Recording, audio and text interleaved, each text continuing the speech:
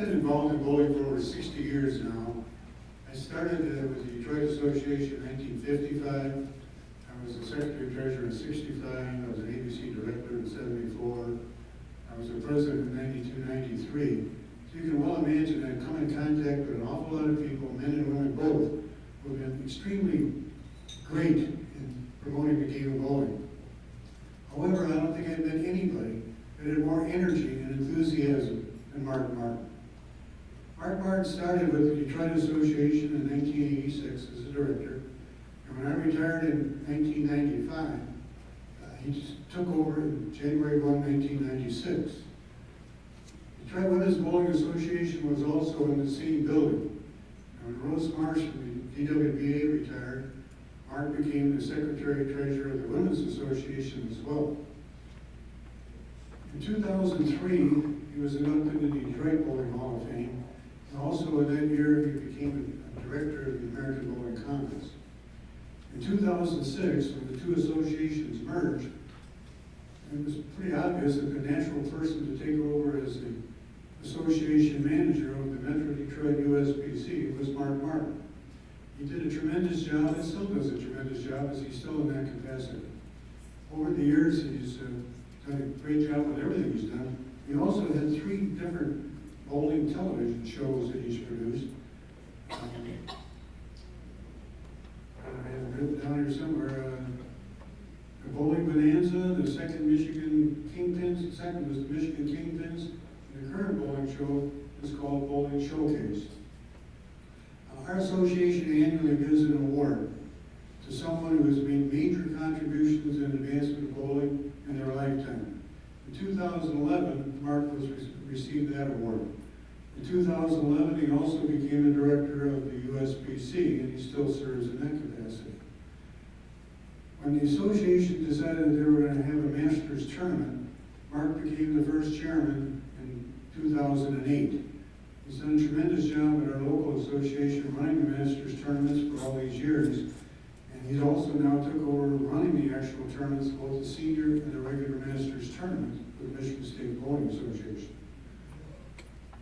Also, in 2010, he became the chairman of the Hall of Fame committee, and he serves in that capacity.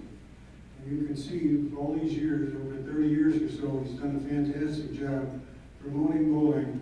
It's certainly my pleasure to welcome him into the Michigan State Bowling Hall of Fame.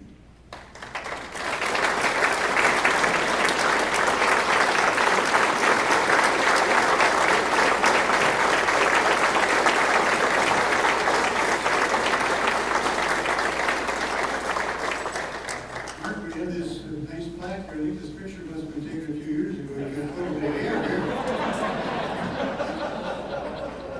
All this information that I disseminated to you today is all on this plaque. It's small print because he's got an awful lot of things to have to be able to mention. Mark, congratulations to you. Job well done.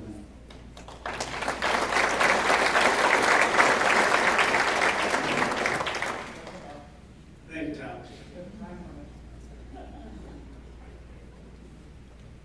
I am standing. Let's start by saying that.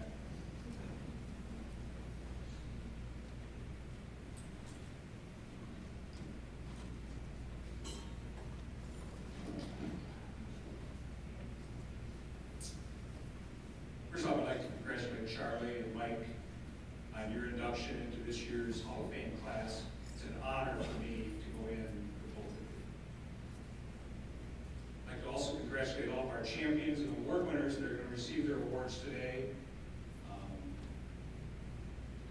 Your accomplishments are duly recognized. I'd like to thank the Hall of Fame Committee and Michigan State USBC Board of Directors for this prestigious honor. It's just absolutely wonderful, as Charlie said, and as Mike said, to join such an esteemed group of bowlers in this great sport, in this great state of Michigan. You know, I looked over the list, and I know Charlie, you looked it over, and Mike, I'm sure you looked it over. And while this Hall of Fame started in 1996, I can, and again, I'm not, you know, I'm just a kid, right? I'm only 62. can count 40 of those people that I personally met and interacted with out of the 60-some that are in there at this point. And it's been wonderful. I'll never forget year one of the Michigan State Hall of Fame, 1996, in that huge class in the first year with Joe Norris and Tony Lindemann, Tom, and others. And those of you that may, I just want to tell a real quick Joe Norris story. Joe Norris, was the wonder kid from Detroit. But that night, or that weekend, I'll never forget sitting in the hospitality room all evening listening to Joe Norris and Tony Lindemann tell stories. The two of them and myself were the last ones out of the room at 3 a.m.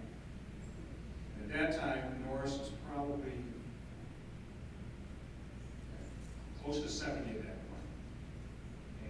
And Tony was, they were both over 70. Both over 70 at that point. They had the stamina to tell those stories, and they did a great job. And it was really an honor to sit there and be mesmerized by them.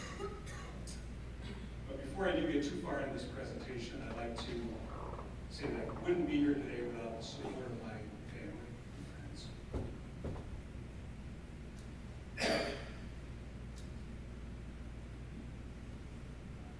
Now, unfortunately, one of my biggest supporters is unable to be here because my father passed away January 3rd of this year.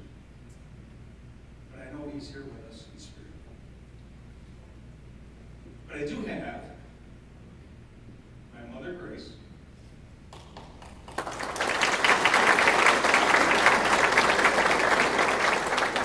wife, Catherine,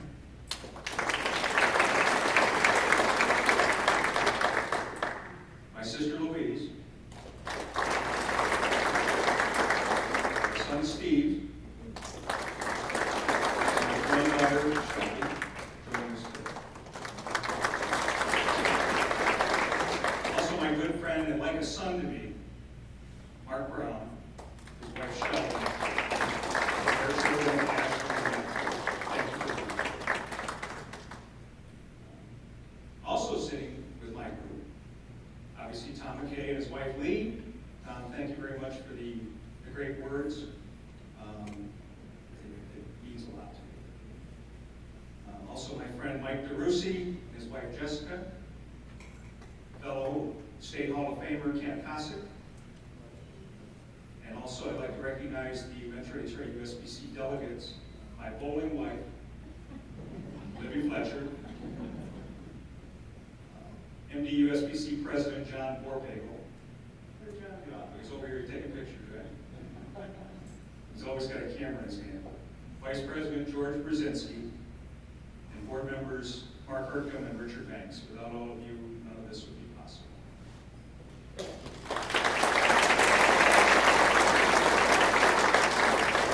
I've also been very fortunate to be surrounded by a number of great people in this great sport, whether they be teammates, past and present, local, state, or national board members, sponsors, and others connected with our great sport. And I consider all of them friends. So I guess you're wondering, how did I get here today? What's my story? I began in this sport at a very early age when my folks, they were both bowlers, and going to watch them in a mixed league. I started my first league at the age of 11. However, by the time I was age 14, I was secretary of my junior league, doing all the statistics because math was really my thing. And my mother, she was the coach. She taught me to respect the game and the people involved in it. Now, once I remember, I was probably 12, maybe. She's already laughing, I can tell. Mr. Spare, I was averaging 120 maybe. But Mr. Spare, what was I made of? The ball return got in the way of my foot. Guess what? I sat in the car the rest of the day. I was done for the day.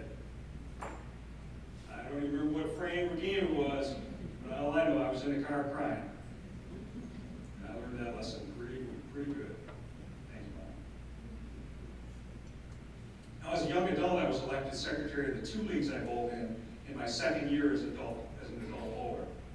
And I continued as a league secretary for many years thereafter, until the late Doug Sword, some of you may know Doug, recognized my talents and recommended me for a position on the Greater Detroit Board of Directors. This August, as Tom indicated, marked the 30th anniversary of that appointment. And once I joined the GDBA board, I was kind of hooked. Served in many volunteer capacities, including tournament director, finance committee chair, and eventually worked my way up to fourth vice president until Tom decided to retire. I don't know why he would retire at the age of 65, but he did. And he tapped me to be his replacement in the GDBA board, elected me to that position. With their support, we implemented many changes, including creating our first website in 1996, 97, email communications, we accepted credit cards. How times have changed. And then, as Tom indicated, Rose Marsh decided to retire in 2003, and she recommended me for the job. At that time, I became the first male to serve as Secretary-Treasurer at the WIBC Local Association. The USBC was approved in 2004, and that local began the merging process. I was fortunate to, again, work with a great group of people to create the Metro Detroit USBC, and I'm honored that they hired me at that time, and I continue on in that capacity. I joined the Michigan State Board in 1998. Frank Peters, chairman of the nominating committee, I don't know, whenever my time was up to become an officer, came to me and said, "You want to be an officer?" And I said, "Nope." And every year he'd come up to me and I'd say, "Nope." And he quits asking, because I'm happy doing what I'm doing, just serving the bowlers and serving the association in the capacity as a director.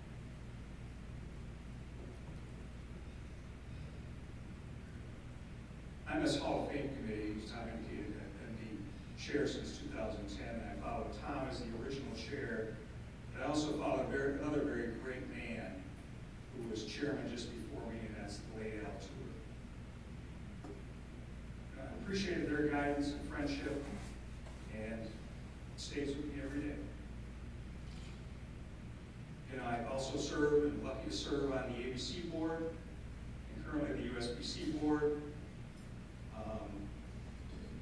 And recently elected to my final 3-year term on the board and currently serve as the chair of the Legal Legislative Committee.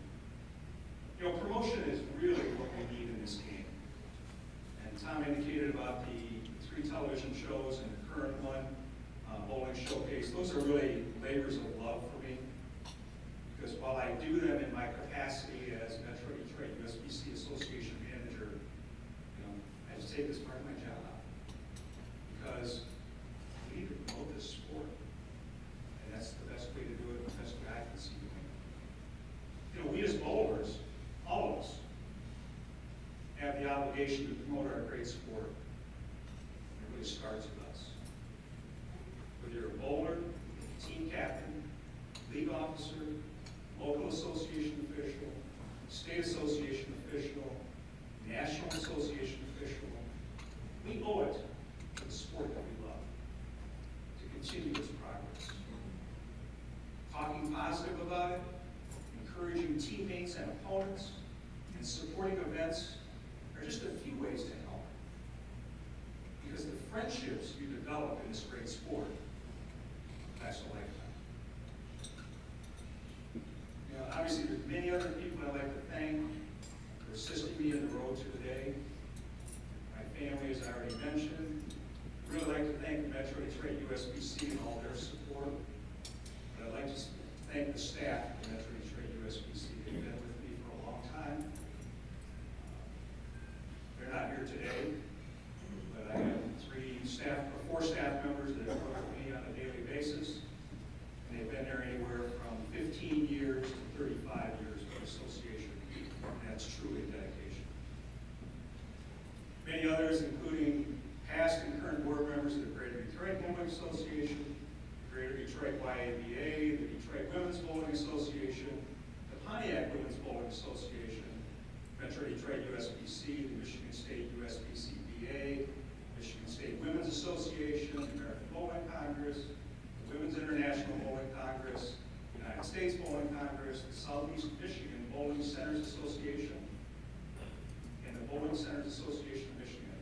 Thank you to all of you for the guidance and the advice that you've provided me in this journey. I can never thank you enough.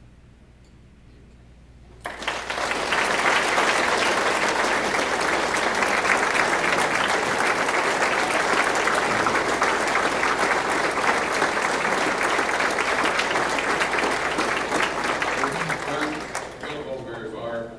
At this time, John Verpagel, President of Metro Detroit, would like to make a presentation. Thank you, Ken. Mark, on behalf of Metro Detroit Bowling Association and nearly 50,000 members, I'm happy to present to you our gift to you in recognition of your induction to the Hall of Fame. Congratulations.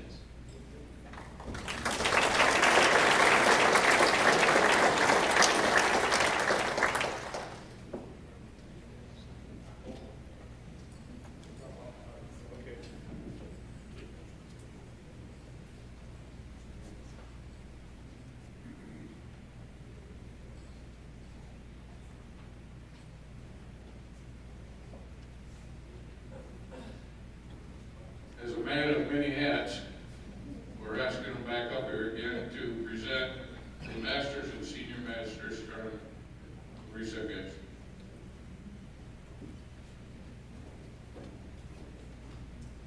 Thanks again, Ken. Welcome. You know, as I indicated in my speech, and all of you probably know, the Masters has been around. I think this would have been our 9th year, and the Senior Masters our 8th year. It's really been a labor of love. The 2016 Senior Masters champion is Harry Sullins, and you may know Harry the Legend. He was inducted into the USBC Hall of Fame this year, and for those of you who were there, and even those of you that weren't, it was a very interesting induction speech.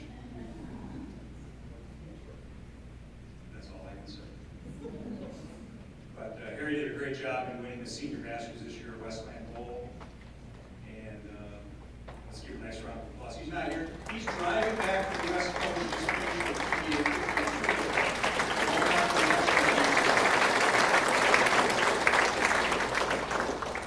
our Masters was won this year by Corey Hines of Jackson. You know, those of you that may know Corey, he's just a quiet assassin. That's what I call him. You know, he says very little. He lets the ball say everything. And he bowled fantastic this year, beating Brian McMahon of Saginaw. It was just a great finish to a great event.